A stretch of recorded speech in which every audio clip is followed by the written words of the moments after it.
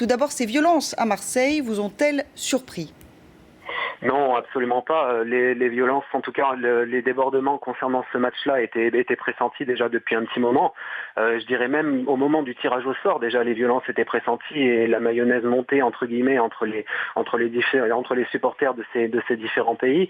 Non, effectivement, absolument pas étonné. Il semblerait en revanche qu'on ait évité le pire après le match, où des affrontements étaient également prévus après la rencontre, ou bien c'est le traditionnel instinct de vengeance. Bien entendu, il y a une bande qui est attaquée et qui veut se venger, bien entendu, et il semblerait qu'on ait en tout cas évité le pire après le match. Les accès au Vieux-Port étaient bloqués, et les accès dans les petites rues à côté également. Le hooliganisme anglais est pourtant en voie de disparition. Qui sont ces supporters qui sont venus à Marseille ? Quel est leur profil ? Alors c'est très très particulier, c'est très délicat d'établir un profil type. Je dirais, en tout cas, suivant les informations que j'ai récoltées de mon côté, il semblerait qu'il y ait un certain noyau dur de hooligans anglais qui n'ait pas fait le déplacement, et c'est d'ailleurs pour ça, enfin en tout cas c'est les informations qui m'ont été rapportées, c'est d'ailleurs pour ça qu'il y a des hooligans anglais qui ont été en difficulté, c'est-à-dire que les hooligans russes ont été beaucoup moins filtrés, selon les informations que j'ai eues, et il semblerait que par rapport à ça, c'était des hooligans un petit peu moins aguerris, si on peut parler du terme d'aguerri, hooliganisme, et donc du coup voilà, c'est contrairement un petit peu aux idées reçues qui ont été véhiculées jusque-là, il semblerait que ce ne soit pas spécialement des hooligans d'un noyau dur, pardon. Alors justement, ce hooliganisme russe, on en parle peu. Est-ce qu'on peut en savoir un petit peu plus avec vous ? Oui, tout à fait.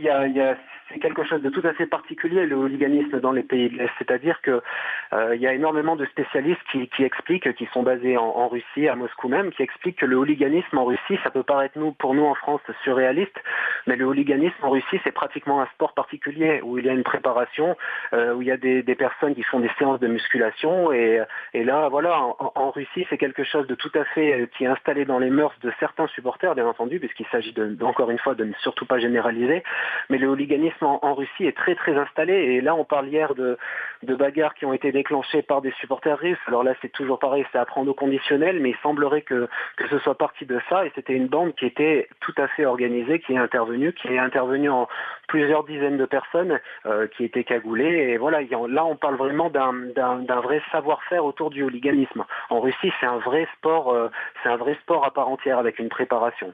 Alors justement, le hooliganisme anglais face au hooliganisme russe, est-ce qu'on avait là deux facteurs pour que la situation soit explosive ?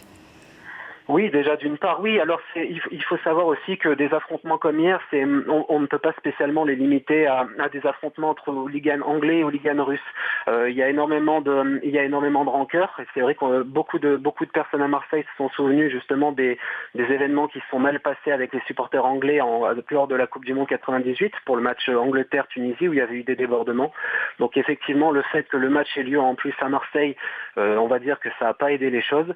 Et en plus, il semblerait un petit peu comme tout événement, on va dire, où il y a des débordements, même on le voit même dans le cadre de manifestations qui sont en dehors du football, il semblerait en plus de ça qu'il y ait des personnes qui n'avaient absolument rien à voir avec tout ça, qui sont venues se greffer à ces bagarres. Donc voilà, c'est une somme un petit peu de différentes choses négatives.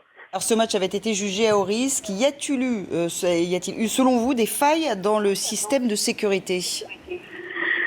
Alors là encore une fois c'est toujours particulier. Je dirais qu'il y a vraiment eu en tout cas un réel décalage entre la manière dont la sécurité a été présentée en France à l'approche de l'Euro, c'est-à-dire en expliquant que voilà, les choses allaient être tenues, que l'UEFA allait s'emparer justement avec ces normes qui lui sont propres du hooliganisme.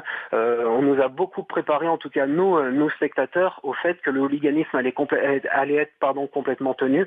Il s'avère que c'est par des événements d'ailleurs comme ceci qu'on s'aperçoit finalement que la France est finalement assez faiblement touchée par le hooliganisme, puisque on s'aperçoit qu'aujourd'hui, nous en France, la gestion des supporters, ça se limite simplement soit à des interdictions de stade, ou soit à des interdictions de déplacement ou de fumigène. Et là, on s'est aperçu, en tout cas en France, je ne sais pas après quel constat fait la division de lutte contre le hooliganisme et les différents organismes, mais en tout cas, on s'est aperçu que dans le cadre d'un euro, les supporters des autres pays sont dans des proportions déjà qui sont tout à fait exceptionnelles. C'est presque quasiment un autre monde, je dirais, en gestion de supporters. On s'aperçoit qu'il y a des choses qui, en tout cas, qui qui portent à questionnement. Je dirais par exemple même quand on voit à l'intérieur du stade des débordements hier des supporters russes ou anglais qui sortaient de leur propre parkage, en tout cas ça pose vraiment l'interrogation de savoir quelles sont les responsabilités, quoi.